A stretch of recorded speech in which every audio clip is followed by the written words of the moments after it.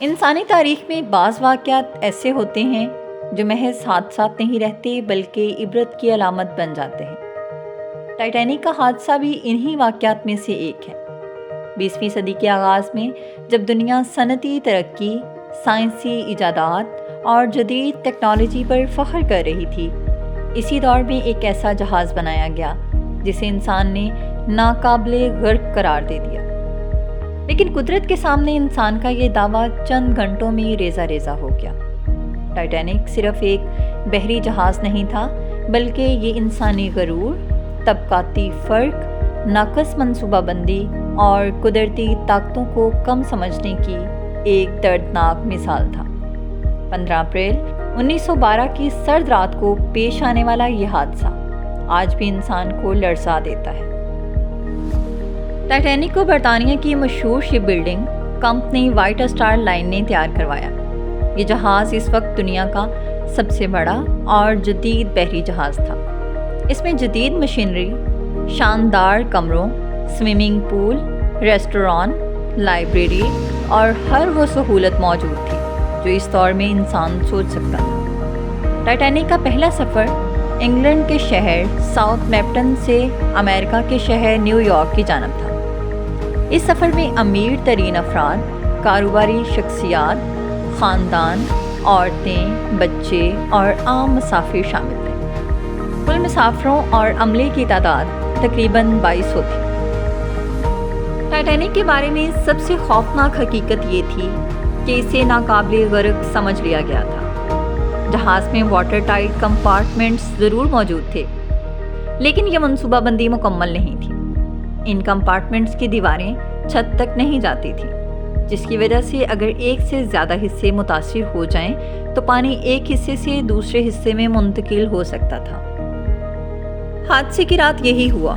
جب برفانی تودے نے جہاز کے نچلے حصے کو چھیڑا تو بیک وقت کئی کمپارٹمنٹس میں پانی بھر گیا۔ یہ وہ صورتحال تھی جس کے لیے ٹائٹینک کو تیار ہی نہیں کیا گیا تھا۔ حادثے سے کئی گھنٹے پہلے ٹائٹینک کو مختلف جہازوں کی طرف سے برفانی تودوں کی موجودگی کی وارننگز موصول ہو چکی تھیں۔ ان پیغامات میں واضح طور پر یہ بتایا گیا تھا کہ آگے کے راستے میں برف کے بڑے تودے موجود ہیں۔ اس کے باوجود جہاز کی رفتار کو کم نہیں کیا گیا۔ وجہ یہ تھی کہ کپتان اور انتظامیہ چاہتے تھے کہ ٹائٹینک مقررہ وقت سے پہلے نیو یارک پہنچے اور ایک نیا ریکارڈ قائم کرے۔ یہی لاپرواہی بعد میں سینکڑوں جانوں کے ضیاع کا سبب بنی۔ مزید افسوسناک بات یہ ہے کہ کئی لائف بوٹس آدھی خالی حالت میں سمندر میں اتار دی گئیں۔ اگر ان بوٹس کو مکمل طور پر بھر لیا جاتا تو سینکڑوں مزید جانیں بچ سکتی تھیں۔ طبقاتی نظام اور انسانی ناانصافی۔ ٹائٹینک کے حادثے میں طبقاتی فرق نہایت واضح نظر آتا ہے۔ فرسٹ کلاس کے مسافروں کو ترجیح دی گئی، جبکہ تھرڈ کلاس کے مسافروں کو اکثر اوقات ڈیک تک پہنچنے کی اجازت بھی نہیں دی گئی۔ بعض دروازے بند کر دیے گئے تاکہ مختلف طبقات آپس میں نہ مل سکیں۔ اعداد و شمار کے مطابق فرسٹ کلاس کے زیادہ تر مسافر بچ گئے، جبکہ تھرڈ کلاس کے مسافروں کی اکثریت ہلاک ہو گئی۔ یہ حقیقت اس بات کا ثبوت ہے کہ مشکل وقت میں بھی انسانی معاشرہ برابری قائم نہ کر سکا۔ بحری اوقیانوس کا پانی اس رات انتہائی سرد تھا۔ جو لوگ جہاز سے گر کر پانی میں چلے گئے، ان میں سے زیادہ تر چند ہی منٹوں میں ہلاک ہو گئے۔ حیرت انگیز اور خوفناک حقیقت یہ ہے کہ زیادہ تر لوگ ڈوبنے سے نہیں بلکہ شدید سردی کے باعث جان کی بازی ہار گئے۔ انسانی جسم اتنے کم درجہ حرارت کو زیادہ دیر برداشت نہیں کر سکتا۔ جسم سن ہو جاتا ہے، سانس رکنے لگتی ہے اور انسان بے بس ہو جاتا ہے۔ ٹائٹینک کے آخری لمحات انتہائی دردناک تھے۔ عورتیں اپنے بچوں کو سینے سے لگائے کھڑی تھیں، مرد اپنی بیویوں اور بچوں کو الوداع کہہ رہے تھے اور ہر طرف چیخ و پکار تھی۔